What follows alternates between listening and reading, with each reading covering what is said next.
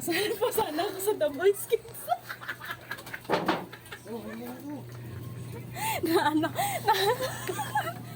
Na-interview na siya, tapos ano sana ka mo ngayon nasa ano na, pang international na ako.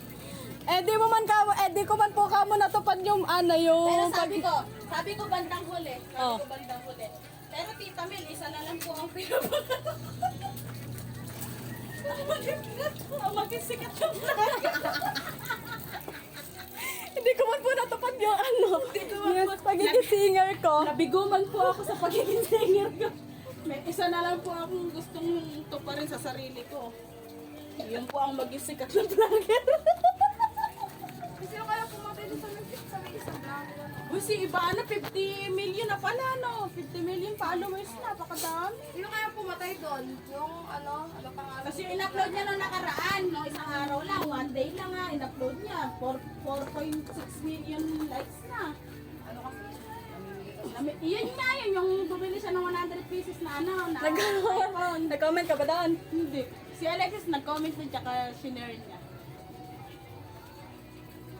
Dapat nag-comment ka, baka mabigyan ka ng iPhone 17 Pro Max. Sabi, malabo tayo mapin, napakadami ng puto. Ayun na, nakapagparingas ako, magsalang ka na. Ano ito pagin may pagsasahig, do yung pagiging vlogger. Kung naging artista talaga ako, kayang-kaya kong bumili iPhone 17 Pro Max.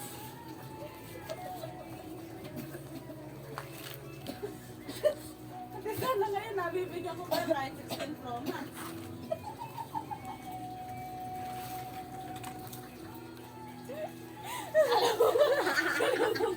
Alam niyo ba, si Ivana Alawi ang patunay kung gaano ko kapangarap maging sikat na vlogger kasi siya yung nakasabayan ko ng mga series.